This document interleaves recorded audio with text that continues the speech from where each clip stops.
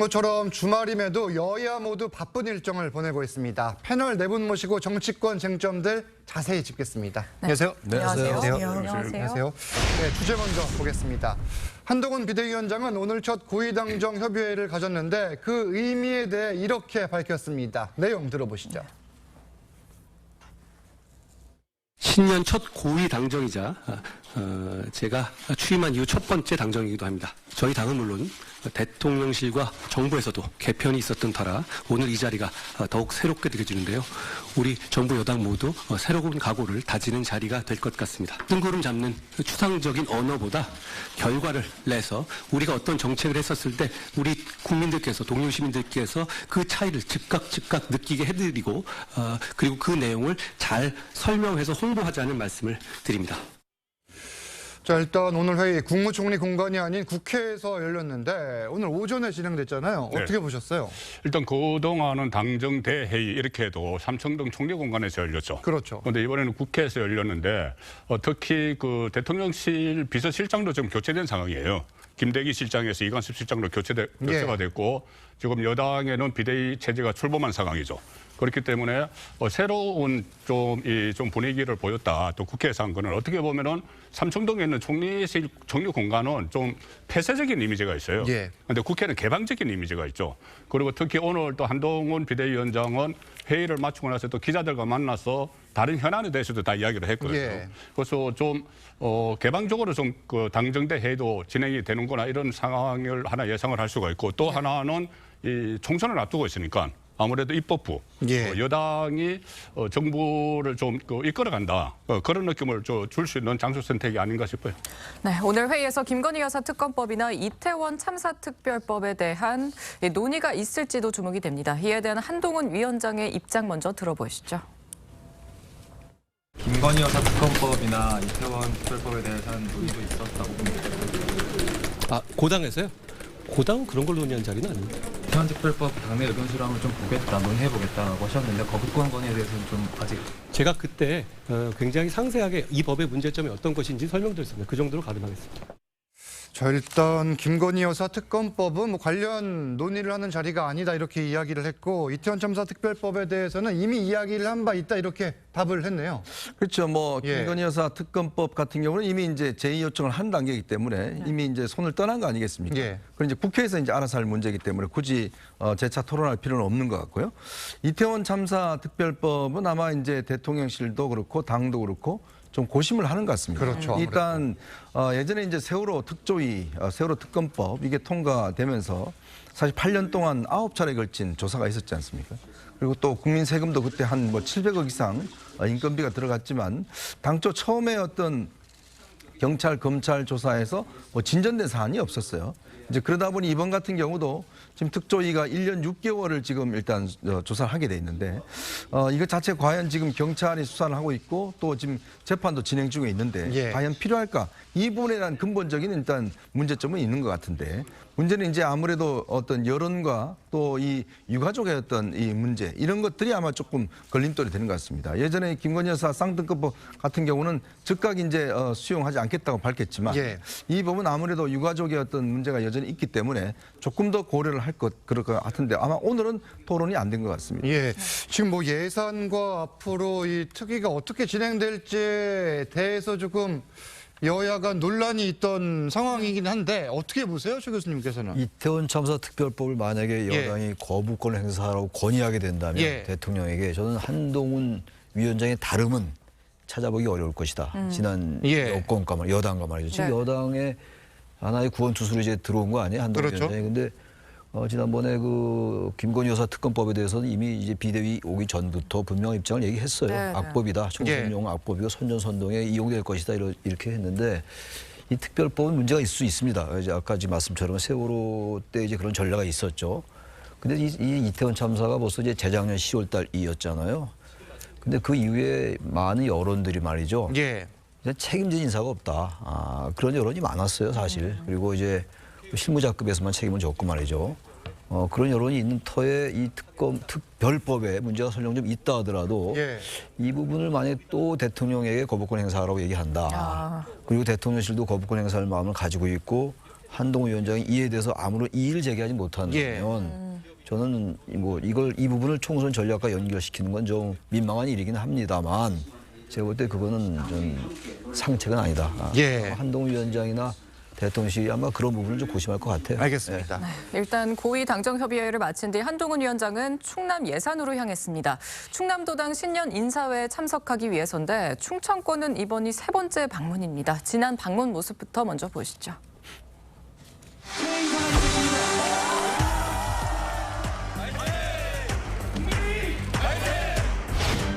제가 50년 살아오면서 제일 안 해본 게 건배제입니다. 저는 술을 안 하잖아요. 그런데 오늘은 하겠습니다. 제가 대전, 충남, 세종이라고 외치면 승리합시다라고 해주십시오. 대전, 충남, 세종. 승리합시다! 반갑습니다.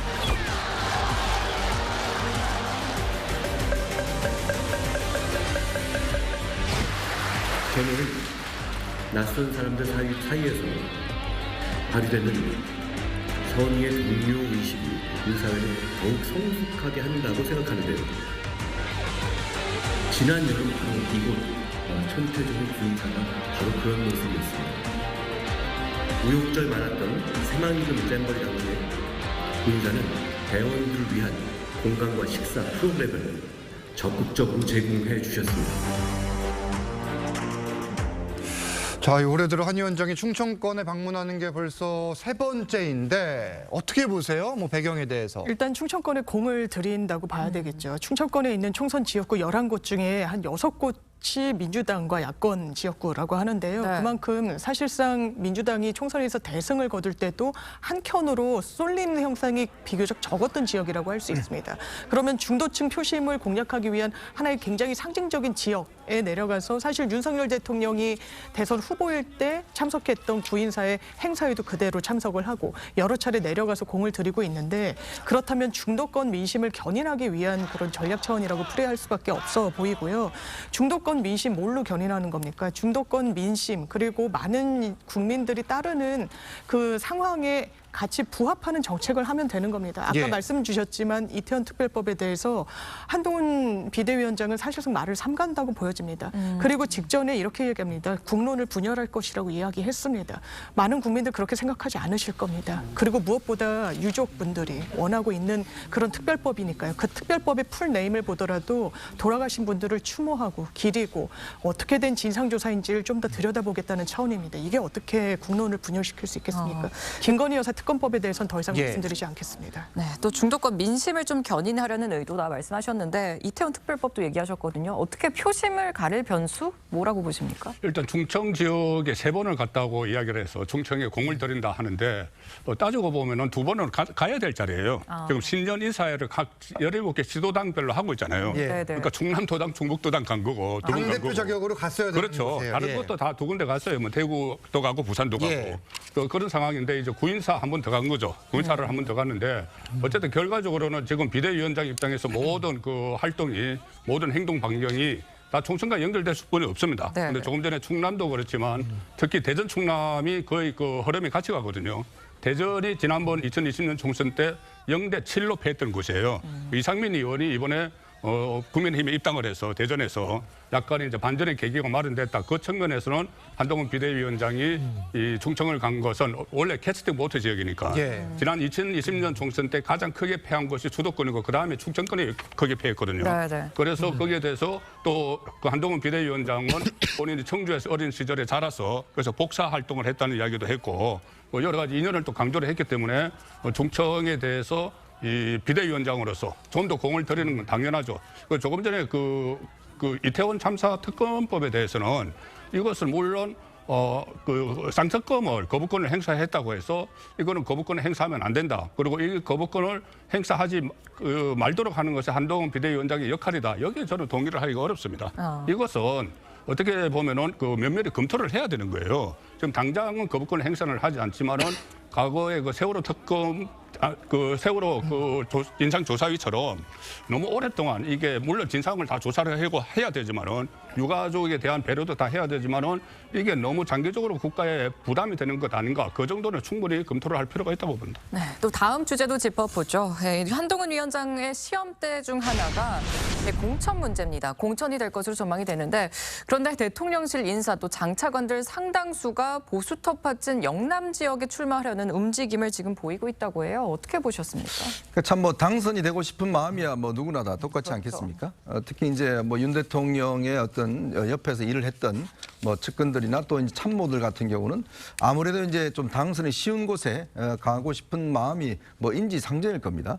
근데 개인으로 보면 그것이 어떤 뭐 보면 개인의 욕망이겠지만 판 전체를 놓고 보면 과연 그것이 도움이 될 것인가, 이런 부분 한번 재검토를 해봐야 되는 문제죠. 왜냐하면 아무래도 이제 수도권 선거, 이번에 사실은 과반을 확보하기 위해 제일 중요한 게 수도권 선거인데, 수도권 선거에 악영향을 미칠 수 있다라는 그런 지적이 나오지 않습니까? 네, 네. 자, 그렇기 때문에 아마 이제 이 참모들의 어떤 이 텃밭에 가는 문제가, 이게 아마 한동훈 위원장이 상당히 어떤 고심을 할 수 있는 밖에 없다. 왜냐, 일단 한동훈 위원장 본인이 일단 불출마를 했잖아요. 그러면서 제일 강조한 게 바로 희생입니다. 그렇죠. 자, 그런데 희생을 해야 되는데 그럼 누가 희생할 것이냐? 네. 기존에 있던 사람들이 희생할 것이냐? 기존에 있던 사람들 중에서도 뭐 정말 지역의 여론도 좋고 잘한다면 그럼 희생할 필요가 없죠. 자, 근데 문제는 기존에 있던 사람 중에서 존재감도 없고 지역에서도 별로 여론 좋지 않고, 과연 그런 사람들이 과연 그럼 계속 해야 되느냐? 이건 아니라고 저는 보는 거거든요. 그렇다면 거기에 적절히 맞는 인사들을 이제 가야 되는 것이고, 근데 문제는 이제 또 대통령실에 있던 사람이 너무 예를 들어서 쉬운 곳에만 집중한다. 왜냐하면 지금 사실은 뭐 TK 지역이나 부울경 지역뿐만 아니라 요즘 이 국민의힘 보면 경기 지역이 굉장히 좀 요즘 약세라는 지적들이 많습니다. 그렇죠. 근데 그건 다 이제 회피하잖아요. 이제 그렇다면 그것에 대한 전략적 배치도 따라야 되는 것이기 때문에 아마 지금 뭐 본인들은 이제 가서 열심히 뛰고 있겠지만 네. 아마 한동훈 위원장이 이런 부분에 대한 어떤 고려들을 굉장히 많이 할 것이다, 저는 생각이 듭니다. 네, 또 국민의힘 현역 의원들이 자리 잡고 있는 보수 텃밭에 만약에 친윤계가 도전장을 내밀면서 또 파장이 커질 것이라는 관측도 나오고 있습니다. 관련 발언 먼저 들어보시죠. 그런 원칙이 없이 발표를 하고 사람을 내려 꽂고 하면은 결국 그동안에 거기에서 열심히 했던 분들이 그냥 물러서지는 않을 거란 말이에요. 그러면 공천 안 되면 또 딴 당으로 갈 거고 또 무소속 출마를 할 거고 그러면 당은 선거가 어려운 자명한 일이죠. 자, 반면에 이 대통령실 출신 인사들은 이 경선에 임하면 될 일이다, 용산 출신이라고 역차별은 안 된다, 또 이렇게 맞서고 있는데 어떻게 보세요? 물론 그렇죠. 역차별은 안 되죠. 역차별은 안 되는데 내가 마치 이 용산 대통령실에서 어떤 그 하명을 받아서 온 것처럼 이렇게 하면 안 되는 거거든요. 네네. 제가 이 파악을 해봤어요. 1월 11일이 공직자 사퇴 시한이라서 출마할 사람들은 다 나왔거든요. 제가 파악을 해보니까 용산 대통령실에서 35명이 나왔습니다. 네. 그리고 장관, 차관급이 17명이 나왔어요. 그러면 52명이잖아요. 52명이 출사표를 던졌는데 이 현역 국회의원이 국민의힘 현역이 있는 곳에 더 많이 가 있어요. 민주당이 현역이 있는 곳보다 국민의힘 현역이 있는 곳에 28명이 갑니다. 54%가 국민의힘 현역이 있는 곳에 가는 거예요. 그다음에 지역도 보면은 영남권이 이제 국민의힘이 좀 편하다고 하는데 영남권에 22명이 가요. 52명 중에서. 많이 갔네요. 그러니까 영남권에 42%가 몰려 있어요. 그리고 이것은 뭐냐면은 물론 이제 당선이 좀 편한 곳에 가서 가령 그 문재인 정부 때 문재인 정부 청와대 출신이 한 40명이 출마를 해서 19명이 국회에 들어갔거든요. 그러면 국회에서 문재인 대통령의 통치 이념을 전파하고 제도화하는 데 역할을 할 수가 있어요. 네. 이번에도 그런 역할이 필요하기 때문에 일정 부분 용산에서 가야 된다는 말도 있지만 네. 이렇게 되면은 기왕에 원래 국민의힘 있는 곳의 절반 정도의 용산이나 장차관들이 간다면은 거기서 특히 영남 출신 영남 같은 곳에 간다면은 그것은 다수당을 확보하는데 도움이 안 되는 거죠. 그냥 안에서 내부에서 인적 교체만 되는 거예요. 그러니까 지금 현역 비율 자체가 민주당이 훨씬 많은데 그렇죠. 그곳으로 가는 게 아니라 네. 국민의힘 의원들이 있는 곳에 간다고 하면 더 심한 거네요, 사실은. 더 심해질 수가 있어요. 그러니까 그 52명 중에서 이렇게 국민의힘 지역 출마자가 28명이나 되고 54%가 된다면은 이것은 또 다시 물론 지금은 본인들이 희망하는 지역입니다. 네. 희망하는 지역이니까 공간위에서 교통 정리가 필요할 수가 있는 거죠. 그렇겠네요. 또 공천관리위원회에 친윤계 이철규 의원이 합류하면서 결국 공정한 공천이 가능하겠냐 이런 논란이 커지고 있습니다. 이에 대한 한동훈 비대위원장의 입장 먼저 들어보시죠. 이 공천 지금 당을 이끌고 있는 것은 저입니다. 제가 책임을 지고 이 당을 이끌고 있습니다. 제가 이기는 공천, 설득력 있는 공천, 공정한 공천을 할 것이라는 말씀을 드립니다. 입장 바꿔서 보십시오. 제가 왜 안 그러겠습니까? 뭐 지금 관심은 조금 전 저희가 이야기를 나눴던 대통령실 출신 인사 그리고 중진들을 어떻게 할지에 대한 건데 어떻게 전망하세요? 유권자 입장에서 좀 봐야 될 것 같아요. 네. 유권자 중에서도 이른바 이제 중도층 유권자들, 무당파라고 얘기되는 이제 이른바 스윙 보터들이 볼 때 만약에 대통령실이라든지 장차관 출신들이 아까 우리 이제 송국권 평론가께서 잘 말씀해 주셨습니다만 만약에 있는 그 국민의힘 지역으로 간다면 그게 상당히 여론이 안 좋아질 수밖에 없죠.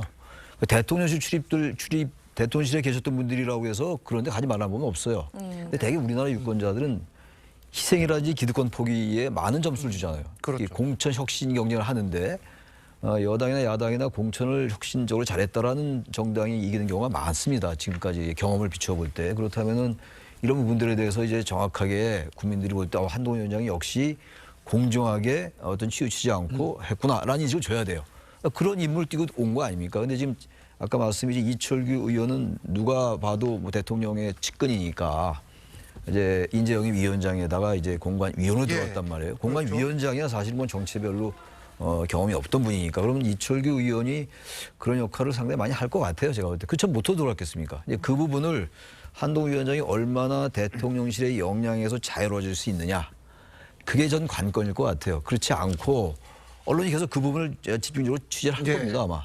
이철규 의원의 영향이 더 강하게 작동되느냐 아니면은 이제 한동훈 위원장이 공정하게 공천을 하는구나 이걸 볼 거란 말이에요. 그런데 그렇죠. 만약 이철규 의원의 영향이 더 지배적으로 보인다면 그 공천은 제가 볼 때 혁신적이 않을 거라 볼 거란 말이죠. 예. 그런 부분을 지금 단정이 어렵습니다. 단정이 어려운데 가야 되는 거예요 아직은. 추론컨대 아마 대통령실의 입김이 직간접으로 작용할 가능성을 배제할 수 없다. 그건 이제 결국 한동훈 위원장이 헤쳐나가야 될 난관일 거라고 생각합니다. 윤심이 배제된 공천이 과연 가능하겠느냐 이런 질문인데 이 의원님께서는 어떻게 보세요? 근데 이제 공천의 가장 중요한 것은 일단 당선 가능성입니다. 뭐 아무리 개혁 공천 해봤자 떨어지면 아무 소용 없잖아요. 그럼요. 지난 21대 총선 같은 경우에 젊은 층들을 무슨 공천한다고 해서 안 되는 지역에 대거 내려갔다가 다 떨어져 버렸잖아요. 결국은 실패했어요. 아무 소용이 없습니다. 그 문제는 정말 철저한 데이터에 따르는 과연 그 지역의 친화성이나 당선 가능성이 있는가 그거에 따라 하는 거거든요. 그게 기준이죠. 근데 문제는 그것에 어떤 상관없이 무조건 뭐 대통령실에 있는 사람들을 한다든지 또 아니면 뭐 공정하다 해서 사실상 그걸 거론 없이 한다 이렇게 되면 결과가 좋지 않거든요.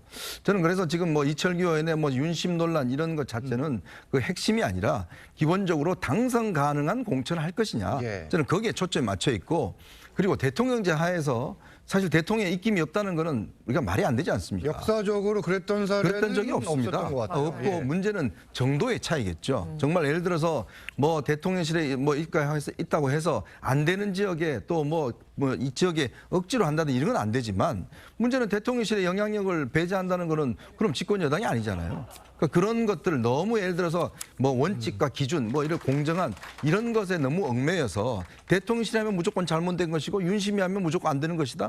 저는 그런 프레임은 옳지 않다 봅니다. 결국은 당선 가능한 부분들 그다음에 이 대통령 개입 부분을 과연 이걸 너무나 압도할 경우는 문제가 생기기 때문에 적절하게 유지하는 부분들 저는 거기에 초점이 있다고 국민들이 어떻게 바라보는지 그 그렇죠. 부분을 고려를 해야 되는 거예요. 네, 또 공천을 두고 말이 많지만 일단 국민의힘은 일찌감치 총선 모드에 돌입을 했습니다. 그런데 민주당은 이재명 대표의 좀 피습 사건 이후에 지금 총선 시기가 좀 늦어지는 거 아니냐 이런 지적들이 나오긴 해요. 사실 상대적으로 주목을 잘 못 받아서 그렇지 민주당도 일찌감치 총선 모드에 돌입은 했습니다. 맞습니다. 네. 근데 다만 그런 문제의식은 있죠. 짚어주신 대로 한동훈이라는 새 정치인이 비대위원장으로 왔고 굉장히 이게 뭐 윤심이니 비윤이니 뭐 여러 전선이 보도되고 있긴 하지만 되게 분주하게 일단 움직이는 주목을 받고 주목도가 있죠. 높죠. 언론 주목도가 높고 민주당이 상대적으로 그렇지 않은 부분에 대한 뭐랄까요. 이제 문제의식, 반성 이런 기류는 있는 것 같고요. 다만 이재명 대표가 지금 당무에 바로 복귀하지 못했다고 해서 총선 스케줄을 조율할 수 있는 상황도 아니기도 하고요.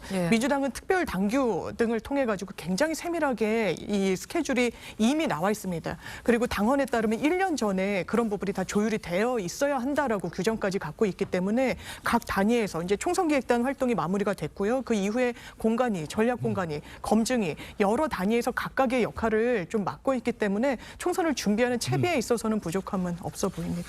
자, 이 이재명 대표의 움직임에 대해서는 저희가 다음 주제에서 좀 더 살펴보기로 하고 제3지대 이야기를 좀 더 해보겠습니다. 이 민주당을 탈당한 이낙연 전 대표와 김종민 의원 그리고 국민의힘을 탈당한 이준석 전 대표가 오늘 오전 비공개 티타임을 가졌는데 일단 오늘 오전 상황 보셨죠? 네, 봤습니다. 이 세 사람의 만남에 대해서 어떤 평가를 내리십니까? 그래서 이낙연 전 대표의 그냥 김종민, 조응천, 이현우 의원이 같이 합했으면 좋았을 것 같은데 그렇지 않단 말이에요. 지금. 일단 창당 발기를 하고 난 다음에 나중에 창당에 같이 참여할지 모르겠어요. 근데 지금 이분들뿐만이 아니라 지금 이준석 전 대표의 발언이 이낙연 전 대표의 발언과 약간 결이 다른 것 같아요. 좀 거리를 좀 두는 것 같단 말이에요. 그러니까 제3지대가 지금 개혁신당이죠. 이준석 전 대표의 개혁신당. 또 새로운 미래, 이낙연 전 대표이고 새로운 선택도 있어요. 지금 금태섭 의원 새로운 선택도 있고 또 당신과 함께라는 것도 생겼습니다. 박원석 전 정의당 의원하고 정태근 전 한나라당 의원도 있고 원칙과 상식도 있고 그렇다면 미래 대연합인가요? 그러니까 이게 좀 너무 많으니까 이런 부분들이 과연 이제 하나씩 조율해 나가기 위해서 오늘 이제 티타임을 가진 거거든요. 의미가 있는 거죠. 이제 하나씩 시작을 해 나가는 건데 일단 이게 총선을 너무 임박해가지고 이제 너무 다른 정파들이 이제 이렇게 좀 난립하는 그렇게 느낌이 가져져요. 이 분위기가. 그렇다면 이게 이렇게 된다면은 이른바 빅텐트가 이룰 수 있을 것인가? 이게 하나의 정치 세력으로 이게 통합이 돼야 되거든요. 그렇지가 않고 각계약진을 해서 이준석 전 대표 말처럼 비례대표 따로 내고 지역구나 같이 이렇게 느슨한 연대로 한다. 전 그러면 상당히 어려워질 것 같단 말이에요. 그러니까 뭔가 이들 세력을 가치와 비전으로 뭔가 묶어낼 수 있는 그런 게 필요할 텐데 시간이 너무 짧은 것 같아요. 오늘 아마 그래서 시작을 한 건데 글쎄요. 이게 이분들도 너무 지금 이제 공천 뭐 그리고 또 연합공천하고 이런 게 더 복잡하거든요. 계산이. 그래서 이게 이 명분은 좋은데 현실 정치 공간 속에서 양대 거대 정당이 정말 쇄신을 잘해나가고 이런다면은 의외로 찻잔 속에 태풍을 끝날 수가 있고 그렇지 않고 정말 이분들이 마음을 내려놓고 제3지대로서의 뭔가 가치를 보여준다면 저는 가능성이 있다고 보는데 이것도 역시 아직은 조금 예단하기 어렵다고 봅니다. 일단 김종민 의원이 오늘 티타임 후에 이야기를 했는데 내용 듣고 옵니다. 창당 준비 작업이 진행이 되니까 그 준비 작업은 각자 하더라도 우리가 국민들 앞에 어떤 희망을 보여줄 수 있을지 특히 이 양당 기득권 정치 타파 이 대한민국 위기 극복을 위해서 민심을 우리가 반드시 보답을 해야 되고 응답을 해야 된다. 이 점에 대해서 함께 공감을 하셨고요. 그래서 미래대연합이 기득권 정치 타파를 위한 그 정당들의 연합과 협력을 위해서 좀 역할을 열심히 하겠다 이런 말씀을 드렸습니다. 그 외에 구체적인 뭐 일정이나 합의나 이런 것들은 없었고요. 창당 준비가 공식 발족이 되면 서로 이제 본격적인 대화와 협의를 해보자. 이 정도까지만 말씀을 나눴습니다.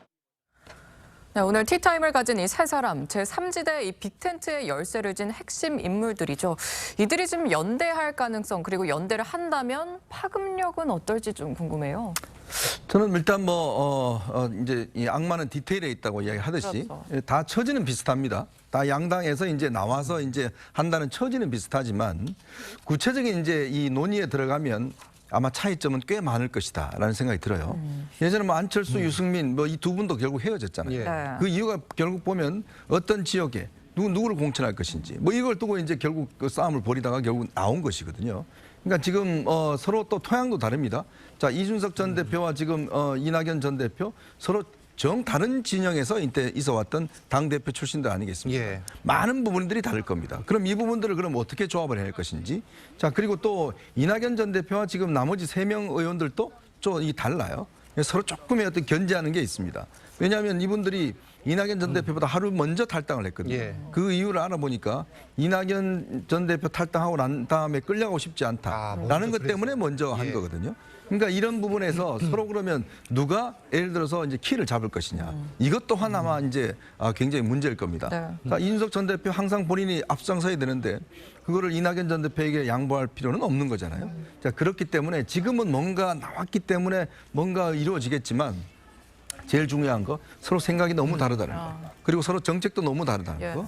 그다음에 서로 간에 어떤 잡고 있는 어떤 이 지지층도 너무 다르다는 거. 그게 모였을 때 그냥 플러스 돼서 합의되는 게 아니라 오히려 마이너스가 될 수 있다는 거. 이제 그런 거기 때문에 아마 이준석 전 대표도 행사는 같이 하지만 계속적으로 저 엄근진을 좀 없애라든지 뭐 이런 등등은 결국 본인이 주도권을 잡아 나가기 위한 나는 전제 조건인데 꽤 아마 저는 어려움이 있을 것이다 이렇게 보고 있습니다. 이준석 전 대표가 뭐 이전에 비빔밥 이야기를 했었는데 그게 이번에 과연 가능할지 지금 관심인 건데 민주당은 지금 이 상황을 어떻게 바라보고 있습니까? 그렇게 큰 위기감으로 바라보는 것 같지는 않습니다. 위기감이 아니다. 예, 국민의힘에서는 이게 거의 분당 수준으로까지 분화될 것이다, 더 가속화될 것이다 이렇게 진단하시는 분들이 계시는데요.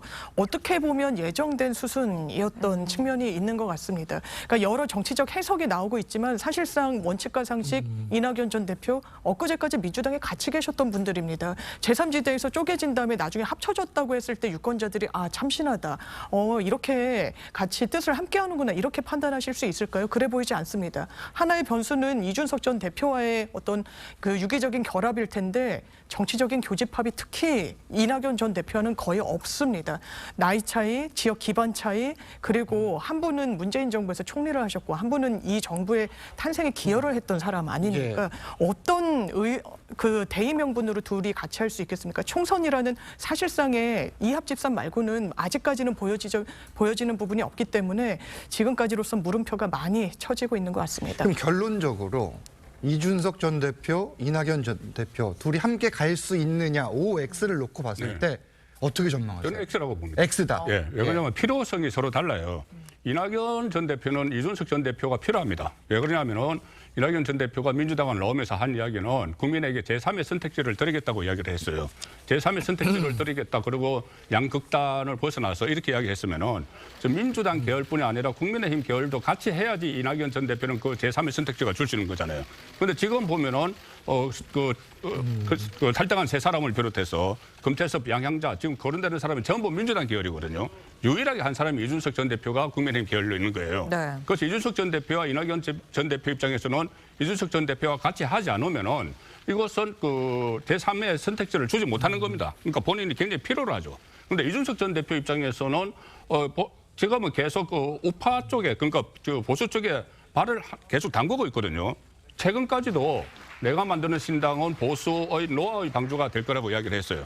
보수가 위기에 처하면 가겠다는 이야기거든요. 그런데 이낙연 전 대표가 같이 하면은 이제 보수가 위기에 처했을 때 갈 수가 없는 거죠. 그러니까 서로 필요성이 다르기 때문에 저는 이것이 하나로 될 가능성은 상당히 어렵다고 보고 그러면은 그 파급 효과 이낙연 신당이 하든지 같이 하든지 파급 효과는 두 갈래로 봐야 되는데 하나는 당선자를 몇 명이나 낼 것인가도 있지만 더 중요한 것은 수도권에서 후보를 다 내면은 이낙연 신당이 후보를 다 내면은 수도권에 몇천 표 차이로 승부가 갈리지 않습니까? 그러면은 어느 쪽에 유리해질 것인가? 지금 당장 예상되는 것은 이낙연 신당이 하면은 민주당이 불리해지겠죠. 갈라지니까는. 이준석 신당이 따로 가면은 어쨌든 그 국민의힘 소속이니까는 국민의힘이 또 불리해질 수 있죠. 그런 부분도 파급 효과로 같이 감안을 해서 아마 다 파악을 하고 있을 겁니다. 그렇겠네요. 그런데 이런 와중에 어제 이낙연 전 대표의 지지자들이 모인 행사에서 한 참석자가 이재명 대표를 원색적으로 비난하는 일이 발생했습니다. 당시 상황 한번 보시죠. 목에 을 맞았는데 지지율이 떨어지는 경우는 처음 본 것 같아요. 아니 어떻게 그럴 수가 있지? 그래서 기자님 이 부분은 안 돼요. 이 부분은 찍지 마세요. 자, 일단 이런 상황과 관련해서 이낙연 전 대표는 입장문을 냈습니다. 대단히 잘못된 일이다. 즉각 사과를 했는데 이 상황은 어떻게 봐야 됩니까? 이게 제3지대라는 게 뭔가 기존의 정치와 달라야 되는 겁니다. 지금 제3지대에 대한 기대를 갖는 사람들은 바로 그걸 원하는 건데 그 양대 거대 정당도 그렇고 우리 정치권에서 얼마나 그 안 좋은 말이 많았어요. 막말도 그렇고 최근까지도 그렇고. 근데 지금 새롭게 뭔가 정치를 하겠다는 분이 지금 저렇게 얘기를 하고 있으니 저렇게 얘기할 수 없는 거죠. 예. 그러니까 정말 이 정치권에 계신 분들 아주 일부겠습니다만 저런 말이 이렇게 자연스럽게 나오는 게 신기해요.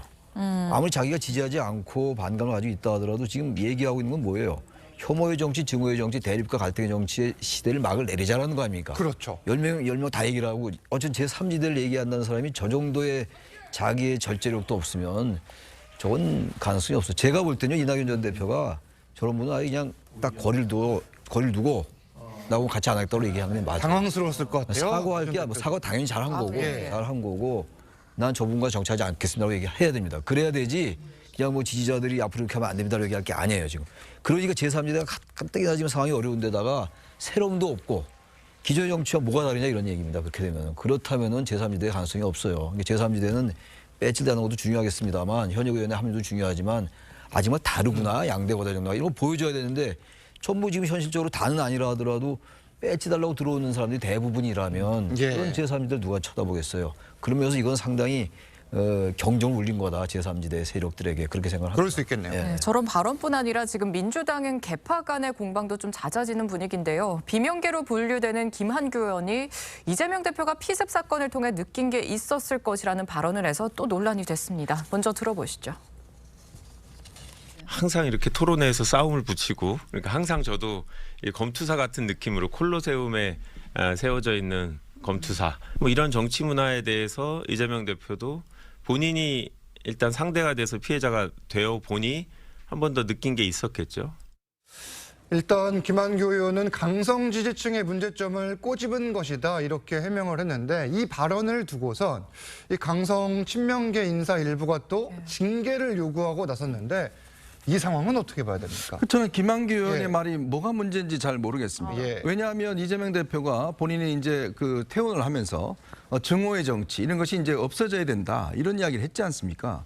그러니까 그런 부분에 대해서 이제 김한규 의원이 이재명 대표가 이번에 이런 일 때문에 좀 느낀 부분이 있을 것이다라는 부분. 왜냐 이재명 대표는 그동안 보면 본인이 이제 그 본인 지지 소위 개딸이라는 분들 또 그 이 재명인의 마을에 본인이 이장 역할을 맡고 있잖아요. 그러면서 당내에서 1층을 다 개딸들은 개방하고 옛날에 수박 뭐 논쟁이 있었을 때 그거에 대해서 본인이 적극적으로 제지하지 않았지 않습니까? 한편으로 보면 그런 것들을 당내에서 뭐 예전에 문재인 대통령 양념이라 이야기했습니다마는 본인이 조장한 측면들이 분명히 있는 거잖아요. 그러니까 그런 부분에 대해서 결국 그런 어떤 현상들이 결국 증오의 정치를 그 더 부추긴 거 아니겠습니까? 그러니까 김한규 의원은 그 상식적인 수준에서 이야기를 한 거예요. 그러니까 그런 부분들 앞으로 예를 들어 없애야 하는데 문제는 이런 발언까지도 징계를 해야겠다는 그 민주당의 분위기. 오히려 저는 이게 문제라고 봅니다. 왜 이런 발언도 못하면서 무슨 민주주의 정당이라고 이야기를 합니까? 아니 그럼 뭘 이야기를 해야 되죠? 무조건 그냥 이재명 대표 찬양만 해야 되고 뭐 이런 것만 해야 되는 건가요? 저는 그러니까 민주당이 지금 처한 위기가 바로 이 문제라고 봐요. 바로 당대표에 대해서는 친성 불가침이라고 해서 아무런 비판도 할 수 없고 아무런 이야기도 할 수 없는 것. 그러니까 이제 지금 나가서 당을 만드는 거 아니겠습니까? 근데 이것까지 아마 징계를 하려고 그럴 겁니다. 친명들은. 지금 뭐 벌써 보니까 친문들에 대한 공격도 시작을 했고 그러니까 친명 일생의 정당을 만들겠다는 것인데 과연 그게 올바른 방향인지 과연 그게 증오의 정치를 없애는 것인지 한번 돌아봐야 될 겁니다.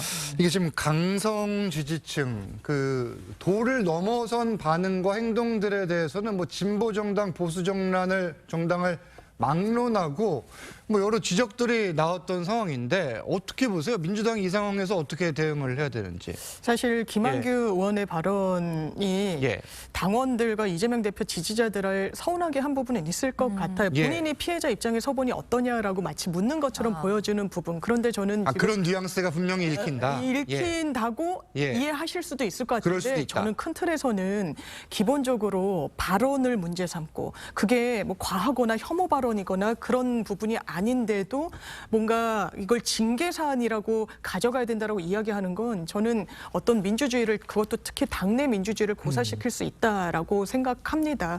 그래서 이재명 대표도 비판의 대상이 될 수 있는 겁니다. 당대표이기 때문에 더 그런 대상인 거죠. 더 비판이 열려 있어야 되는 부분이죠. 물론 정치적 피습을 당한 부분을 갖고 이런 맥락이 나온 부분에 대해서 서운할 수는 있겠습니다만 이걸 징계를 해야 된다. 이거 정치적으로 이 의원은 이제 끝났다라는 이런 판단으로까지 나아가는 데는 동의하지 않습니다. 일단 민주당은 이재명 대표의 피습과 관련해서 오늘 또 입장을 조금 냈습니다. 이 총리실 고발까지 검토를 하고 있다고 하는데 이 부분에 대해서 최 교수님께서는 어떻게 보세요? 민주당이 고발까지 검토한다. 총리실을 왜 고발하는 건지 모르겠는데 예. 사건을 뭐 왜곡 수사를 이제 축소한다면 이래서 고발한다는 거 아닙니까? 네. 그러니까 이런 태도를 보이는 건 좀 좋지 않은 것 같아요. 총리실이 뭐 그렇게 하겠어요? 그럴 이유가 뭐가 있습니까? 한덕수 총리가 그렇게 정치적 인물도 아니고 뭐 그렇게 정무적 판단하는 인물 같지도 않아 보이던데 지금 뭐 선거 앞두고 이렇게 잘못 이렇게 뭐 수사를 왜곡 축소했다고는 어떻게 일이 벌어지겠어요 지금? 게다가 지금 뭐 의석도 지금 다수당이 민주당인데 너무 이런 부분에 대해서 뭐 이건 여당만 그런 것도 아니고 야당만 그런 것도 아니고 우리나라 정치가 너무 고소고발이 많잖아요. 근데 특히 이런 부분들에 대해서 이제 경찰이 수사를 하고 있고 발표를 다 하긴 했습니다만 그런 상황이기 때문에 이 수사를 또 가지고 또 고소고발하고 이렇게 된다면은 또 이쪽에 이제 보수 측에서 너무 지금 이 이재명 대표 피습 사건을 너무 정치적으로 활용하는 거 아니냐, 악용하는 거 아니냐, 너무 총선에 유리하게끔 말 이런 또 오해가 나올 수 있어요. 그러니까 이런 거 좀 자제하는 게 나을 것 같아요. 총리실 고발하는 것은 배우론, 업무론을 본격적으로 확대시키겠다는 이야기예요. 이번 주부터. 왜 그러냐면은 총리실 안에 대테러 센터가 초기에 그 현장에서 보고가 된 것, 소방과 경찰이 보고가 된 것을 대테러 센터 상황실에서 전파를 했다. 그대로 전파를 했다 이거거든요. 그러니까 열상 1cm. 처음부터 축소를 하려고 했다. 총리실이. 그런데 처음 총리실은 그렇게 이야기하죠. 대테러 센터는 총리실 직속인데 거기서는 현장에서 보고한 거 그대로 상황 전파한 거다. 이렇게 열상이라는 표현을 문제 삼는 그렇죠. 거잖아요. 그런데 열상이라는 표현은 현지 소방이 그렇게 보고를 한 거예요. 소방이 소방청에 보고를 하고 경찰이 경찰청에 보고를 했고 이것이 이 국무총리실 산하의 대테러 센터로 온 거거든요. 대테러 센터는 원한 그대로 보고를 했다고 이야기를 했어요. 그런데 이걸 지금 고발까지 하면서 문제 삼는 것은 배우론, 업무론을 확산시키기 위한 건데 처음과 기조가 다릅니다. 처음에는 홍영표 원내대표가 이 피습 사건이 일어났을 때 소속 의원들에게 문자를 다 돌렸어요.